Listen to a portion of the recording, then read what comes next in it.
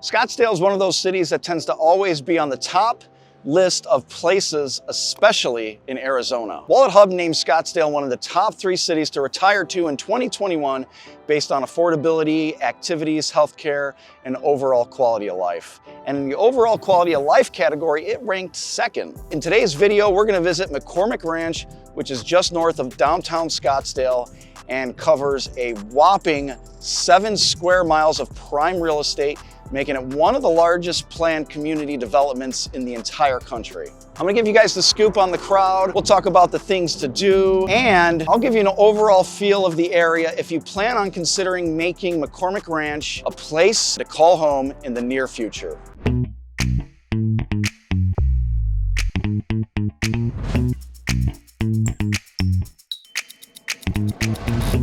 McCormick Ranch is one of those places that has helped spark growth and the desire to live in Scottsdale because of the new businesses that have popped up around it, as well as its lush outdoor spaces that are really perfect for socializing, especially in the post-pandemic era that we find ourselves.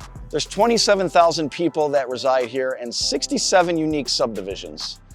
The community consists of retirees and recently young families which have been populating the area, and they just love the abundance of outdoor activities and the amenities that are offered here.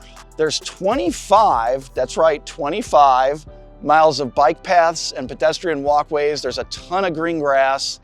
And in addition to residential, there's also plenty of shopping nearby, dining.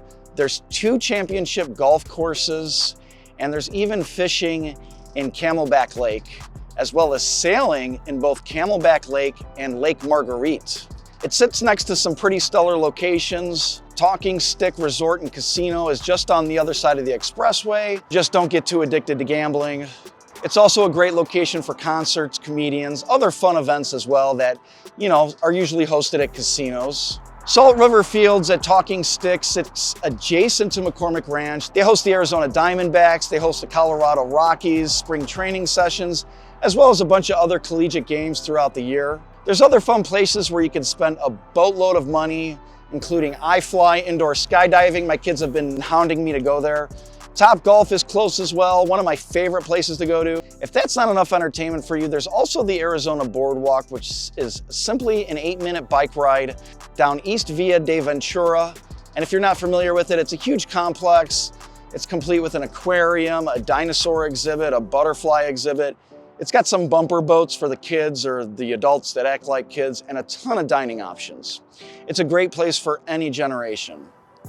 There's also everyone's favorite Medieval Times, which is pretty much next door to the community.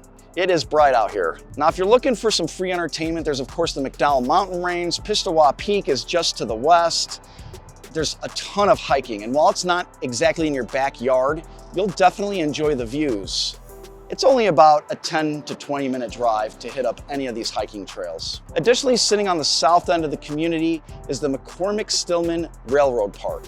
This 30-acre park is pretty amazing, featuring an Old West gunslinging town for kids to reenact your favorite Western. There are different play parks within here. There's green space to run around, as well as old school trains. That's right, trains.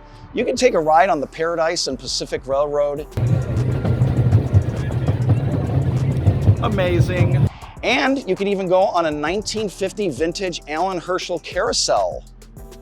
There's also a railroad museum which is located here, as well as different sponsorships for events and holiday parties to help keep the park fresh with new ideas. For example, coming up in April, they have a Tents by the Track event where you can pitch a tent, camp out overnight with a variety of fun for all ages. There's even some VIP options, which includes a fire pit and a catered dinner by a railroad engineer. What more can you ask for? All this fun is making me hungry, so let's see what the dining options are around this community. There's no less than 20 restaurants around McCormick Ranch. It's kind of ridiculous how many options there actually are.